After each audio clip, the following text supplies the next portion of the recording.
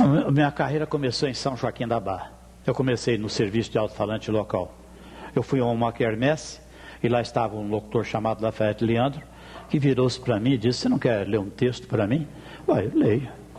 E ali estavam as pessoas que no futuro iriam instalar a Rádio São Joaquim, Abrão Mauad e Ari Campos, que era um dos grandes locutores da época, que atuava na Rádio América em São Paulo. E eu lá fui para ler. Você quer saber o primeiro erro que eu cometi na minha vida de locutor?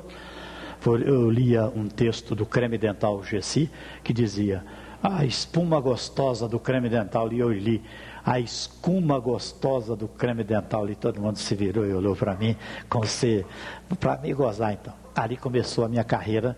Eu fui para o serviço de alto-falantes. 2 anos depois fui para a Rádio São Joaquim, chamado que fui pelo então gerente daquela emissora. Ali comecei a minha vida de radialista. A minha família eu formei toda ela baseada no rádio. Tem muita gente que pergunta se rádio dá para viver. Eu posso dizer, tudo depende da própria pessoa. Então, ali eu fiquei até 1963. Em 63, Alfredo Tristão Sampaio assumia a direção da Rádio Hertz de Franca. Esteve em São Joaquim, sabia que eu narrava futebol, e ele me chamou para fazer um teste na Rádio Hertz. E eu saí de São Joaquim, vim a Franca fazer o teste. Qual não foi a minha surpresa? Quando eu entrei na rádio, o diretor artístico fora um locutor que estivera em São Joaquim, e eu havia ajudado ele a resolver um problema sério lá em São Joaquim da Barra. Ele falou: "Teste? Vai fazer o jornal junto com o Frank Luiz, que estava fazendo o jornal." Meu teste foi direto para o microfone da Rádio Hertz.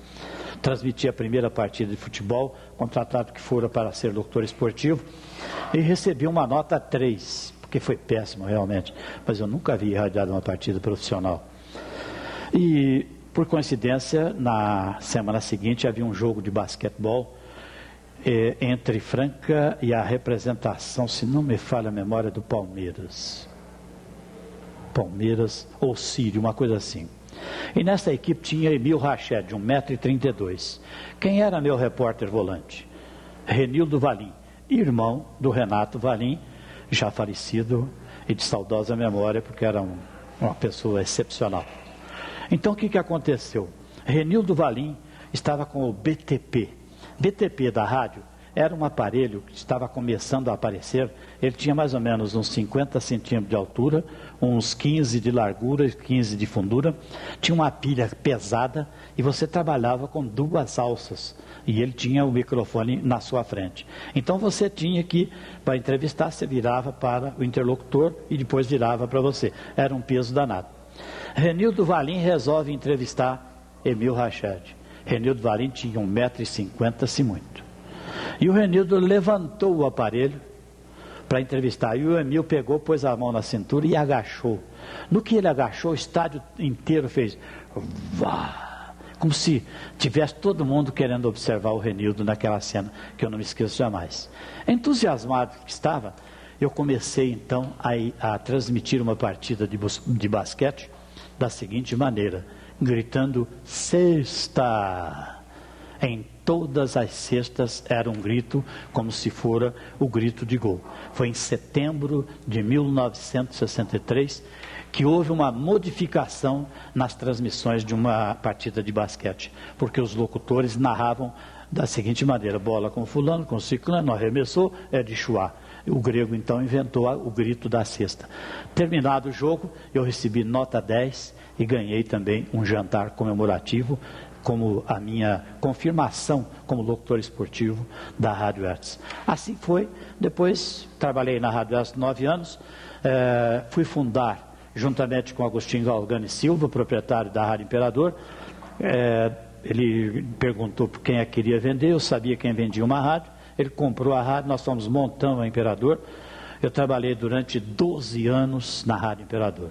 Fiz o Bom Dia Cidade, que era líder de audiência naqueles tempos. Durante 12 anos eu mantive o Bom Dia Cidade em primeiro lugar.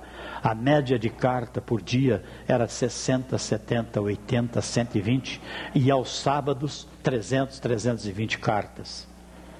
Tudo isso no Bom Dia Cidade. E para que vocês notem, sem dar prêmios. Nunca dei prêmios para ninguém para que escrevesse para a rádio. Telefonema uma média de empregos por dia, 12, 13, tinha dia 20, 30 empregos. Eu fazia o serviço de utilidade pública. E assim nasceu o Bom Dia Cidade, que também, num momento de inspiração, eu perguntei para a dona de casa, com o aumento do pãozinho, era de 30 centavos, passou para 50 centavos. E eu comecei a falar mal dos padeiros de Franca. Aí eu virei e disse, mas nós temos que ensinar a pessoa a fazer pão. Vamos fazer pão em casa? Vamos. E eu sei fazer pão, ensinei. Eu tenho em casa hoje umas 300 a 400 receitas culinárias, práticas, simples. A pessoa telefonava, quero fazer um bolo, quer que você dá a receita. Como? Tem 12 de ovo. Não, não vai, não serve. Tem que ser receita simples. E a mais famosa foi o bacalhau, que uma senhora vegetariana criou, que tem cheiro de bacalhau, gosto de bacalhau, jeito de bacalhau, e não vai bacalhau. Um dia eu dou essa receita para quem quiser.